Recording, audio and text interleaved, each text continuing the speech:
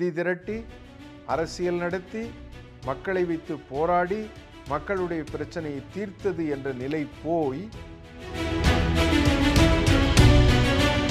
மக்களிடம் கையேந்த வேண்டிய தேவையில்லை, சந்தை எனக்கு தாராளமாக தருகிறது, கட்சியை வளர்ப்பதற்கு மட்டுமல்ல கட்சியே ஒரு நான் அரசியல் செய்வதற்கு மட்டும் பணம் தரவில்லை, ஆட்சியை பிடிப்பதற்கும் பணம் தருகிறது.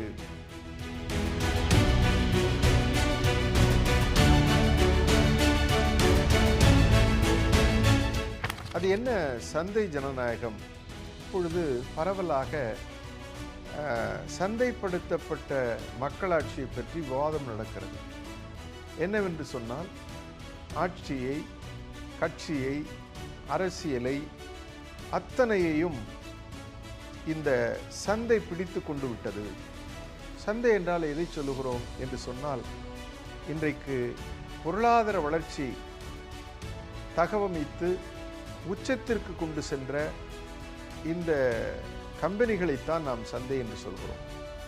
இந்த உச்சம் பெற்ற பொருளாதாரத்திற்கு எதெல்லாம் காரணிகளாக இருந்திருக்கிறது என்று சொன்னால், அரசாங்கத்தினுடைய கொள்கைகள், அந்த உழைப்பாளி மக்களின் உழைப்பு, இவைகள்தான் காரணமாக இருந்திருக்கின்றன.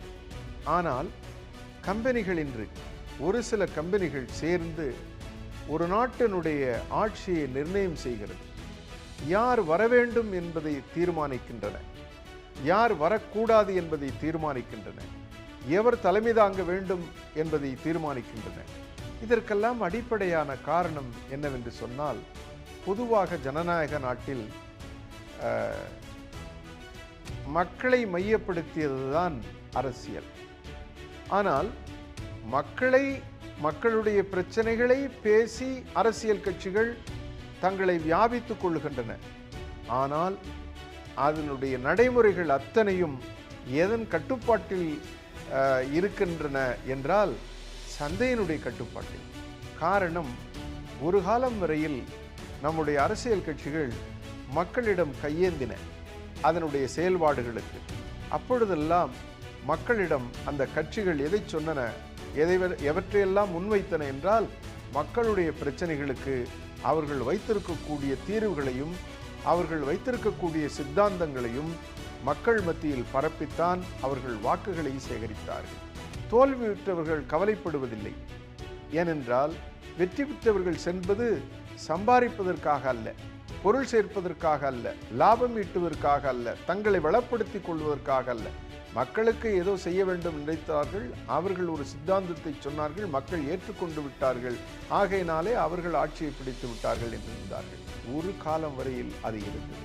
இன்னொரு காலம் வருகின்ற பொழுது அந்த மக்களிடமிருந்து நிதி திரட்டி அரசியல் நடத்தி மக்களை வைத்து போராடி மக்களுடைய பிரச்சனையை தீர்த்தது என்ற நிலை போய் மக்களிடம் கையேந்த வேண்டிய தேவையில்லை, சந்தை எனக்கு தாராளமாக தருகிறது, கட்சியை வளர்ப்பதற்கு மட்டுமல்ல கட்சியே ஒரு வியாபார நிறுவனமாக மாற்றுவதற்கு அந்த சந்தை என்பது எனக்கு பணம் தருகிறது.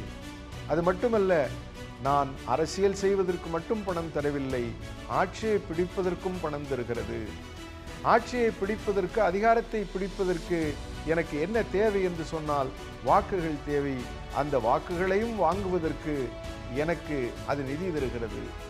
ஆகையினாலே நான் மக்களிடம் வறியவனாக சென்று கையேந்தின் நிலை போய் நான் மக்களுக்கு பணம் தருகிறேன் வாக்குகளுக்காக என்ற நிலை வருகிறது. ஆக அந்த அரசியல் கட்சிகள் எல்லாம் கம்பெனிகளாக மாறிவிட்டன.